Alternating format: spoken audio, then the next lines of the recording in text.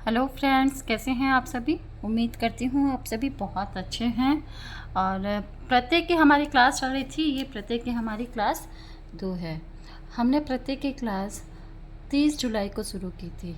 30 जुलाई को हमने प्रत्येक की क्लास शुरू की थी और ये 30 जुलाई से हमने शुरू की है। तो मानकर चलिए कि 15-20 दिन तक अगर आप प्रत्येक की क्लास को बराबर देखते हैं और पॉइंट टू पॉइंट अपने नोट्स को तैयार करते हैं तो जहाँ पर मेरिट अटकती है वो प्रश्न आप सभी करने में सफल हो पाएंगे। प्रत्येक की इस क्लास में मैं आगे चलते हुए आप लोगों को पहले मैंने कल का रिवीजन कर लेते हैं कि सेकंड ग्रेड के अंदर ये प्रत्यय हैं और फर्स्ट ग्रेड के अंदर ये भी हैं प्लस ये भी हैं। तो सेकंड ग्रेड के अंदर 20 प्रत्यय हैं और फर्स्ट ग्रेड के अंदर 30 प्रत्यय हैं। और यहाँ पर मैंने प्रत्येक की व्युत्पत्ति और ये सारे नोट्स हमने अच्छे से देखे थे। और यहाँ पर हमने देखा था कि प्रत्यय की परिभाषा क्या है कि धातु या शब्द के बाद में लगते हैं। धातु के बाद में लगने वाले कृत प्रत्यय होंगे और धातु और शब्दों से लगने वाले तद्धित प्रत्यय होंगे। और धातुओं से लगने वाले प्रत्यय भी तिंग और अतिंग 2 प्रकार के हो सकते हैं। तिंग प्रत्यय कौन से होंगे? जो धातु रूप बनते हैं। तिंग प्रत्यय वो है जो धातु रूप बनाते हैं, जैसे तिप्तस जी, थिप्थस थ, मिप मस वस। ये जो परस्मैपदी पदी और आत्मनेपदी पदी के त आताम ज था आताम धम, जो 9 और 9 मिलाकर 18 जो है वो क्या है? तिंग प्रत्यय हैं। और तिंग के अलावा जो अतिंग है वो क्या है? कृत प्रत्यय। कृत प्रत्यय कौन से हो गए? तव्यत, अनियर, है ना, यत, ये सारे प्रत्यय, ल्यप, ये सब जो धातुओं के बाद में लगते हैं वो प्रत्यय अतिंग प्रत्यय या फिर कृत प्रत्यय कहलाएंगे। तिंग प्रत्यय में भी तिंग, विकिरण और प्रक्रिया 3 भेद हो सकते हैं। तिंग तो धातुओं से जो लगते हैं वो हो गए, जो कि तिप्तस जी, सिप्तस था, मिपस्मस के रूप में था, जो आत्मनेपदी और परस्मैपदी में लगते हैं, ये हो गए। और विकिरण कौन से हो गए? जो मतलब पठ प्लस ती के बीच में भी जैसे कोई विकिरण आ गया हो, जैसे स्यन आ गया। दिवादिगण की धातुओं में स्यन विकिरण आ जाता है। जैसे भविष्य काल का रूप लिट लकार करते समय शन श रूप बीच में आ जाता है, तो वो श जो है वो विकिरण प्रत्यय कहलाएगा। ये प्रक्रिया प्रत्यय क्या हो गया? सनाधन्त्या धातवः, मतलब जो पुनः धातु संज्ञा होती है वो क्या कहलाता है? प्रक्रिया प्रत्यय। कल पूरा रिवीजन करवाया था इसका, आज अभी थोड़ा एक बार क्विक रिवीजन देख लेते हैं। फिर कृत प्रत्यय शुरू होता है। प्रत्यय हमने 2 प्रकार के किए थे, धातुओं से लगने वाले और शब्दों से लगने वाले। धातुओं से लगने वाले भी तिंग और अतिंग 2 प्रकार के थे। तिंग तो कौन से हो गए? तिप्तस जी, सिप्तस था, मिपस्मस, जो धातु रूप बनाते हैं। और अतिंग प्रत्यय, कृत प्रत्यय कौन से हो गए? धातुओं से लगने वाले, जो कृत अतिंग, धातु रूप की प्रक्रिया में भिन्न धातुओं से भिन्न होने वाले प्रत्यय जो होते हैं वो कृत प्रत्यय कहलाते हैं। जैसे धातु के बीच में लगने धातु के बाद में लगने वाले कौन से हो गए? जैसे तव्य, तव्य, अनियर, ये भी 3 प्रकार से भेदाए थे, कृत्य, पूर्वकृत और उत्तरकृत। कृत्य प्रत्यय कौन से होंगे? तव्य, तव्य, अनियर, केलिमर, यत, इण्यत, क्यप, ये 7 प्रत्ययों को कृत्य प्रत्यय कहा जाता है। से सभी प्रत्ययों को अध्ययन की दृष्टि से पूर्वकृत और उत्तरकृत के रूप में विभक्त किया जाता है। कृत प्रत्यय 7 है, ये ध्यान रख लो। इसके अलावा जो भी धातुओं के पीछे लग रहे हैं वो पूर्वकृत और उत्तरकृत है। तव्य, तव्य, अनियर, केलिमर, यत, इण्यत, क्यप, ये आपको याद रखने होंगे। कृत्य प्रत्यय कौन से हैं? तव्य, तव्य, अनियर, केलिमर, यत, इण्यत, क्यप। तव्य, तव्य, अनियर, केलिमर, यत, इण्यत, क्यप। ये कृत्य प्रत्यय कौन से है? नेट में पूछा जाता है मैक्सिमम टाइम पर। ये नेट का फेवरेट प्रश्न है, हमेशा आता है ये वाला प्रश्न। कृत प्रत्ययों का प्रयोग। अब कृत प्रत्ययों का प्रयोग कर्तरीकृत, भाव कर्मणों, अब ये सारी चीजें मैंने कल आपको बताई थी। प्रत्यय सार्वधातुक, आर्धातुक। सार्वधातुक, आर्धातुक कौन से होंगे? तिंग, सित, सार्वधातुकम। जो तिंग प्रत्यय तिप्तस जी है और जहाँ पर सित यानी कि स की इत संज्ञा हुई है वो क्या कहलाएंगे? स की इत संज्ञा वाले सत्री सानच, वो कौन से प्रत्यय कहलाएंगे? सार्वधातुक। और तिंग, इस सार्वधातुक के अलावा जो भी है आर्ध धातुकम शेषः, बाकी सारे आर्ध धातुक है। मतलब तिप्तस जी, सिप्तस त, ये जो 18 जो धातुओं के पीछे लगते हैं धातु रूप बनाने में वो, और सत्री और सानच। कृत प्रत्ययों में आप याद रख लो कि सत्री और सानच क्या है, सार्वधातुक है, सार्वधातुक है। और क्योंकि इनको सार्वधातुक अर्धातुक में अलग अलग डाल रहे हैं तो सार्वधातुक का भी कोई विशेष कार्य होएगा, तो सत्री सानच में विशेष कार्य होएगा। सार्वधातुकों के लिए पीछे प्रत्यय लगने पर कुछ विशेष कार्य जरूर होएगा, इसीलिए इनको अलग अलग रूप में बताया गया है। पहले हम सारा कुछ अलग अलग कर लेते हैं कि किसके लिए क्या है, फिर हम जब वो बनाएंगे तो हमें ये नियम काम आएंगे सारे, ये सारे नियम हैं, ये सारे नियम आप एक बार समझ लोगे ना तो प्रत्येक के बीच में गुण आदि कार्य होने वाले ये सारे आपको एकदम से समझ में आ जाएंगे। तो अब यहाँ पर देखिए धातुओं का वर्गीकरण कर दिया कि कुछ तो धातुएं वो इगंत होती है, इगंत मतलब इक से अंत होने वाली होती है, अ ई उ री से अंत होने वाली होती है, और कुछ होती है लघु उपद, अध उपद होती है, कुछ लघु उपद होती है। अध उपद का मतलब हो गया उपदा, उपदा का मतलब होता है सेकंड लास्ट वर्ण, सेकंड लास्ट वर्ण का मतलब हो गया कि किसी भी प्रत्येक धातु के एक और दूसरा उसके बाद वाला जो अगर है वर्ण वो उपदा कहलाता है। और उपदा में अगर अ हो, जैसे चल है, चल धातु है, ये लास्ट वाला वर्ण हो गया, और सेकंड लास्ट क्या हो गया इसका, अ।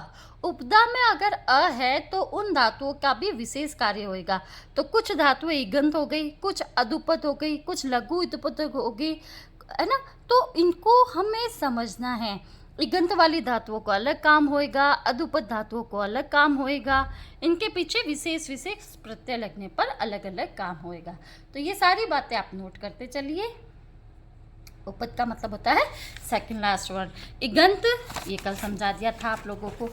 अब आगे चलते हैं, देखिए लघु इगुत उपद कल ही बताया था, जिसके उपदा में रिस्व ई उ री है, ऐसे क्या होते हैं धातुएं, लघु इक उपद होंगे, ऐसी धातुएं लघु इक उपद होंगे। जैसे भिद है, छिद है, भुज है, युज धातु है, मुद धातु है, नृत धातु है, दृश्य धातु है। इनकी उपदा में देखो क्या है, लघु इक है, लघु इक, इक में कौन कौन से आते हैं, इक प्रत्याहार में ई उ री, है ना। अब जैसे नृत्य है, नृत्य धातु है, तो नृत्य धातु किस कैटेगरी में आ गई, उपद, अधुपद और लघु इक उपद, लघु इक उपद में आया है, क्योंकि इसकी उपदा में क्या है, लघु इक है। त तो हो गया लास्ट वर्ण, सेकंड लास्ट वर्ण क्या हो गया, री, तो री क्या है, लघु इक उत्पद, इक उपद है ना। तो यहाँ पर देखिए इन धातुओं में जैसे मुद धातु है, मुद मोदती, है ना, मुस्कुराने के अर्थ में, प्रसन्न होने के अर्थ में, है ना। तो यहाँ पर भी देखो उ क्या है, लघु इक उपद है, तो मुद धातु लघु इक उपद है, ना तो इक उपद है, ना तो इगंध है और ना ही अधुपद है। अब यहाँ पर देखिए वैसे तो इन्होंने कह दिया कि लघु उपद, लेकिन शिक्ष, चिंत, पुज, कुर्द इन धातुओं में देखिए क्या वाकई में लघु एक उपद है ये, ई नहीं, क्योंकि छ के अंदर क और स मिला हुआ है। यहाँ पर भी दूसरा जो सेकंड लास्ट वर्ण है वो न है, और यहाँ पर क्या है, पुज में लघु एक उपद नहीं है, दीर्घ है, कुर्द में र आ रहा है और उ है, दीर्घ उ है। तो इस प्रकार से यहाँ पर विशेष रूप से बात समझती है धातुओं में अब जो गुण कार्य, वृद्धि कार्य होते हैं वो कैसे होते हैं। जैसे इगंत जो धातु है वो इगंत धातु कौन सी हो गई, इक अंत में है, जिसके ई उ री जिसके अंत में है, जैसे ची, नी, हु, भू, क्री, ग्री, ये जिसके अंत में है। अब इक में छोटी बड़ी दोनों आ जाएगी, छोटा उ बड़ा उ दोनों आ जाएगा एक बार एक अंत में, ई उ री। चलो हाँ आगे देखते हैं। अब यहाँ पर गुण कार्य किस में होएगा, इगंत धातुओं में गुण कार्य किस किस को होएगा, गुण कार्य आपको पता है, ये गुण कब होता है? जब अ या आ के सामने कोई क्या आ जाए? ई उ री आ जाए तो ई को ए, उ को ओ और री को अर हो जाता है, ये है, और री को अल हो जाता है। ये तो बात है यहाँ पर गुण की। अब यहाँ पर कह दिया कि अ या आ के सामने इगंत धातु। अब यहाँ पर सार्वधातु कार धातु कहो। सूत्र है इगंत धातु के आगे किसी भी सार्वधातु कार धातु। सार्वधातुक कौन से? सार्वधातुक प्रत्यय वे कहलाएंगे, सार्वधातुक वे कहलाएंगे जो मतलब तिग है, तिंग यानी कि ती तन ती सिप था और सत्री और सानच सार्वधातुक है। इसके अलावा कोई भी आर्ध धातुक है। मतलब यहाँ पर सार्वधातुक आर्ध धातुक यो सारे ही प्रत्ययों के बारे में बात की गई है, सारे ही कृत प्रत्यय के बारे में बात की है। सारे ही कृत प्रत्यय सार्वधातुक आर्ध धातुक होते हैं। सार्वधातुक आर्ध धातुक प्रत्यय सारे कृत प्रत्यय होते हैं। इगन धातु के आगे किसी भी सार्वधातुक या आर्ध धातुक प्रत्यय के होने पर धातु के अंत में स्थित इक के स्थान पर गुण आदेश हो जाता है। यहाँ पर देखो ये गुण आदेश हो जाता है, यही बात बताई गई है। अचोणिति इगन धातु के आगे यण की इत संज्ञा वाला प्रत्यय होने पर धातु के अंत में स्थित इक वर्ण के स्थान पर वृद्धि आदेश हो जाता है। अब कहाँ पर गुण होएगा, कहाँ पर वृद्धि होएगा? सार्वधातुक आर्ध धातुक प्रत्यय परे होने पर धातु के अंत में स्थित इक के स्थान पर गुण हो जाता है, यानी कि कोई भी प्रत्यय पीछे होएगा तो गुण होएगा अगर इगत धातु है। लेकिन अचोणिति एक अपवाद बता दिया कि सिर्फ ण और यण। यहाँ पर तो देखो एक बात समझ सकते हो कि कोई भी प्रत्यय इधर हो और यहाँ पर इगंत धातु हो, यहाँ पर इगंत धातु हो। देखो प्रत्यय की प्रोसेस करने के लिए पूर्व पद उत्तर पद होता है, जैसे चाहे समास हो चाहे संधि हो, दो पद होंगे। पूर्व पद में इगंत धातु है। इगंत धातु मतलब जो ई से उ से री से अंत होने वाली है, ची नी हु री, और इसके परे कोई भी प्रत्यय है, कोई भी प्रत्यय है। सार्वधातुक आर्ध धातु का मतलब हो गया कोई भी प्रत्यय, तो क्या होता है? गुण कार्य होता है। लेकिन एक अपवाद बता दिया, अचोणिति इगंत धातु के आगे अगर यण की इत संज्ञा वाला प्रत्यय, और यण का इत संज्ञा किसमें होता है? णीति प्रत्यय हुआ है ना, घय प्रत्यय हुआ, उनमें क्या हो रहा है? य की ण की इत संज्ञा हो रही है, तो वहां पर क्या होता है? धातु के अंत में स्थित इक वर्ण के स्थान पर वृद्धि आदेश हो जाता है। और वृद्धि क्या होता है? ओ आई औ, मतलब अगर अ है तो आ हो जाएगा, ई के स्थान पर आई, उ के स्थान पर औ, री के स्थान पर आर हो जाएगा। अब देखो अधोपद धातु को कोई भी प्रकार का गुण कार्य नहीं होगा। अधोपद धातु कौन कौन सी हो गई? जिसकी उपदा में अ है, पठ, चल, चर, वह, ये है अधोपद धातु। अतोपदाया और वृद्धि कहाँ होएगी? जहाँ पर अधोपद धातु है और यण की इत संज्ञा वाला प्रत्यय होएगा तो अधोपद धातु की उपधा में ऋस्व के स्थान पर आवृद्धि आदेश हो जाएगा। ये बात तय है ना? तो आपको कुछ बातें समझ में आ रही है ये क्यों हो रहा है, किस लिए हो रहा है?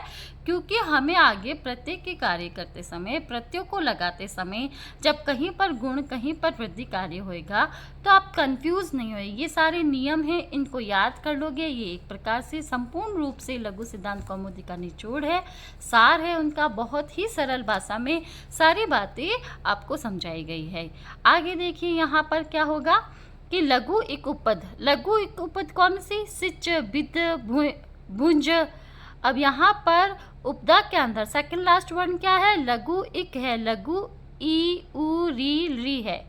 ये तो इगंत है, इनसे अंत होने वाली है, लेकिन ये लघु इक उपपद है। जहाँ पर सेकंड लास्ट वर्ण अगर ई उ री है तो वहाँ पर उनको गुण कार्य हो जाएगा। जैसे लघु इक उपपद वाली धातुओं के किसी भी प्रत्यय के परे होने पर इक के स्थान पर गुण आदेश होगा, ये बात है। यहाँ पर गुण आदेश तो होगा, यहाँ पर अदुपद में कोई गुण कार्य नहीं है, गुण कार्य होगा भी क्यों यहाँ पर, और इगंत को होगा गुण कार्य, सभी को होगा, यहाँ पर भी सभी को कह दिया। अब यहाँ ण और ण वाली विशेष स्थिति है। अब सिर्फ आपको ये बात याद रखो कि ण और यहाँ और ण वाले में जहाँ पर इत संज्ञा हो रही है जिन प्रत्यय में, वहाँ पर विशेष रूप से वृद्धि कार्य हो रहा है, चाहे वो चोड़िणती है, अतुपदया है, मजे वृद्धि मृज धातु के आगे, यानी कि यहाँ पर मृज धातु में भी री लघु इक उपद है, लेकिन यहाँ पर क्या हो रहा है, यहाँ और न की इत संज्ञा वाला प्रत्यय अगर परे होएगा तो री के स्थान पर आर वृद्धि होगा। तो इतनी सिंपल तरीके से हर बात को सिंपल तरीके से बताया गया है। गिनती च का और ग की संज्ञा वाला प्रत्यय आगे होने पर गुण और वृद्धि कार्य नहीं होता। अब ये विशेष बात बता दी, विशेष बात है कि गिनती च का और घ की संज्ञा वाला प्रत्यय परे होने पर गुण और वृद्धि कार्य नहीं होते। इक उपद मतलब इगंत अदुपद इदुपद से भिन्न किसी भी धातुओं में, और कांग की संज्ञा वाला प्रत्यय कौन कौन से होंगे, वहाँ पर गुण और वृद्धि कार्य कुछ भी नहीं होएगा, वो सारे सिंपल कार्य होंगे, वो सारे सिंपल प्रत्यय लगेंगे वहाँ पर। आप बताइए क और ग की संज्ञा वाला कौन कौन से प्रत्यय है, गिनती और इगंत अदुपद इदुपद से भिन्न, का और ग से अंत होने वाले प्रत्यय देख लो आप कौन से, इक्त इक्तवतु, ये क की संज्ञा होती है ना इसमें, है ना, और ग की संज्ञा किन में हो रही है, गीप, बस एक गीप ही है। गिनती च, ये जो सूत्र है इसमें का और ग की संज्ञा वाला प्रत्यय में कोई भी गुण और वृद्धि कार्य नहीं होता, तो मान के चलिए इक्तवतु जो प्रत्यय है उनमें गुण और वृद्धि कार्य नहीं होगा, है ना।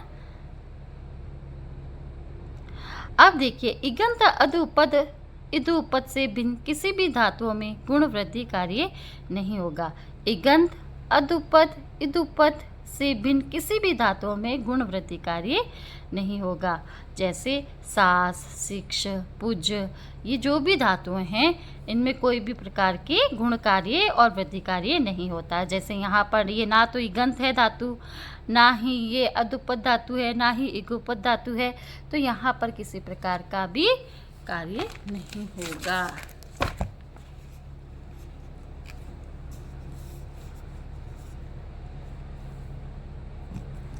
कृत प्रत्ययों के प्रसंग में विशिष्ट कार्य, कृत प्रत्ययों के प्रसंग में विशेष कार्य। आदेश उपदेशे असिति, उपदेश अवस्था में धातु के अंत में स्थित एच वर्णों ए ओ आई औ के स्थान पर आदेश हो जाता है, लेकिन असित सकार इत संज्ञक प्रत्यय आगे ना हो। असित मतलब सकार इत संज्ञक प्रत्यय परे ना हो, यानी कि सित प्रत्यय परे ना हो, यानी कि सत्री सानच प्रत्यय परे ना हो, तो उपदेश अवस्था में धातु के अंत में स्थित एच ए ओ आई औ के स्थान पर आ आदेश हो जाता है। धे, जैसे धे धातु को धा, सो को सा, गई को गा और दौ को दा। ए ओ आई औ उपदेश अवस्था में स्थित धातुओं को एच के स्थान पर आदेश उपदेश से असिति याद कर लीजिए। तो मेन तो धे होता है, लेकिन उपदेश अवस्था में ए ओ आई औ के स्थान पर आ आदेश हो जाता है। सो को सा, ग्ले को गा, ग्ला, दौ को दा। यद्यपि यत प्रत्यय परे होने पर धातु के अंत में स्थित आ के स्थान पर ई आदेश हो जाता है, आ के स्थान पर ई आदेश हो जाता है। यदि यत प्रत्यय परे हो, यत प्रत्यय परे हो, यत प्रत्यय बहुत ही इम्पोर्टेंट प्रत्यय है। यत प्रत्यय से रिलेटेड बहुत से प्रश्न पूछे जाते हैं हमेशा। आतो युक चिणकृतो, आतो युक चिणकृतो, च या और न की इत संज्ञा वाले प्रत्यय परे होने पर आकारांत धातुओं को युक य का आगम हो जाता है। जैसे गई धातु है, गई को क्या हो गया, गा हो गया, और गा में भी यु का आगम हो जाएगा। अतु युक चिण कृतो, यण इत संज्ञक प्रत्यय परे होने पर, यण इत संज्ञक प्रत्यय कौन से हो गए, णवुल प्रत्यय हो गया।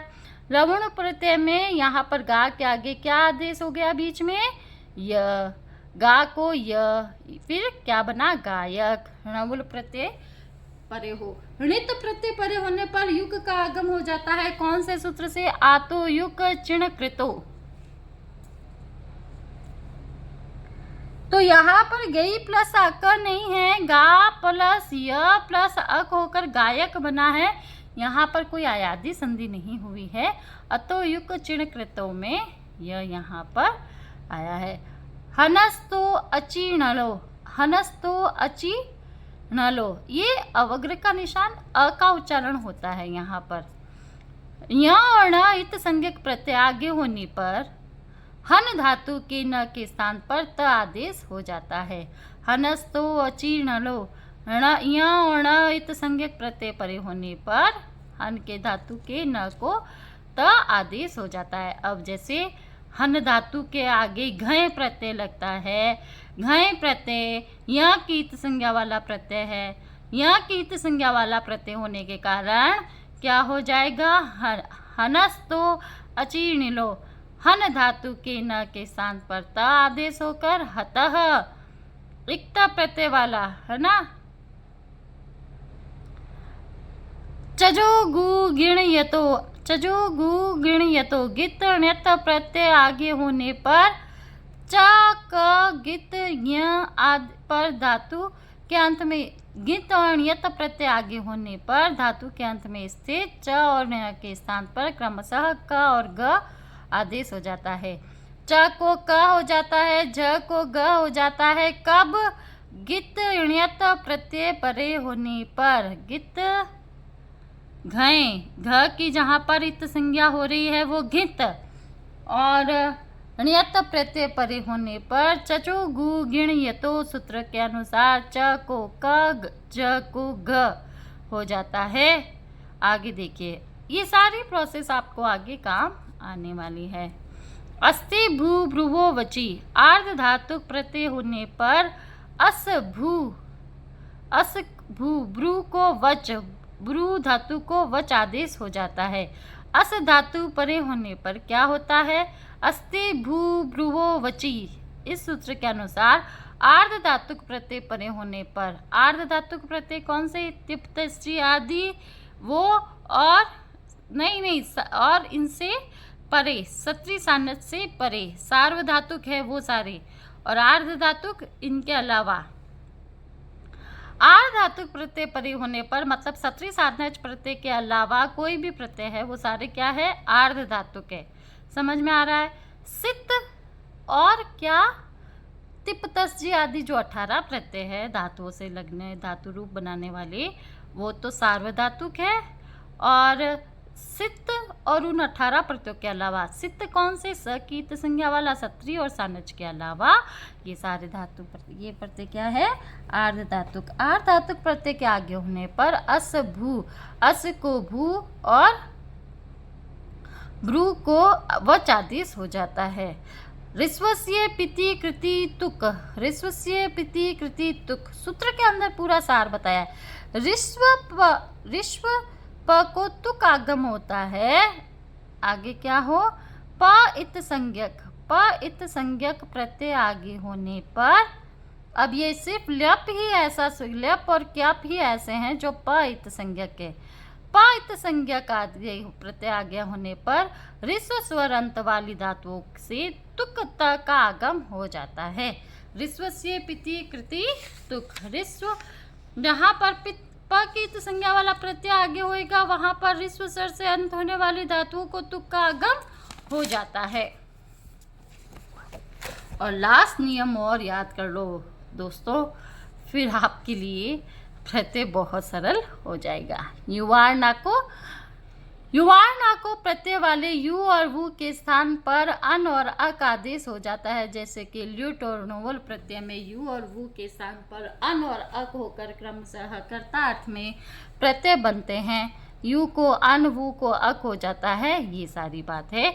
और ये यू और वू के स्थान पर यानी कि ल्यूट और णवुल, यू और वू कहाँ होता है, एक तो ल्यूट में है और एक णवुल में है, यहाँ पर ही क्या होंगे, अन और अक आदेश होंगे।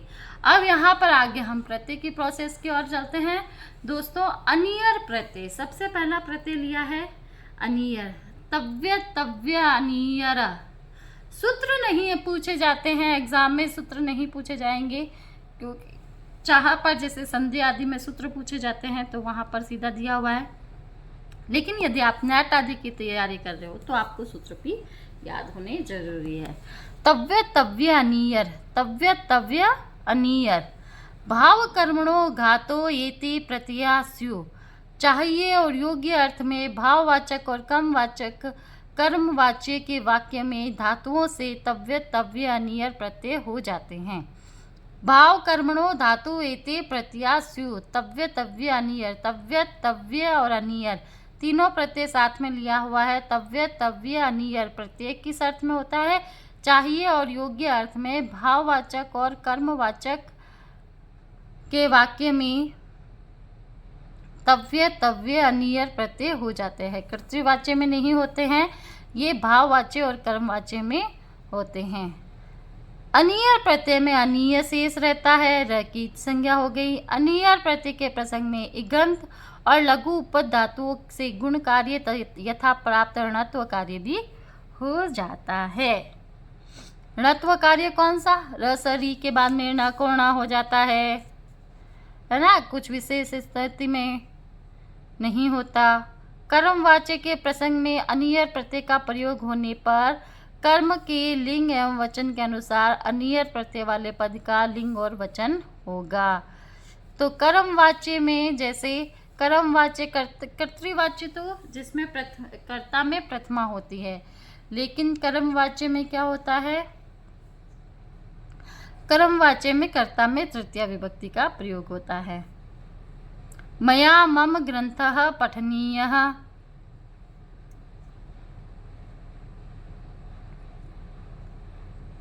मया मम पुस्तिका पठनीया, मया मम पुस्तकम पठनीयम।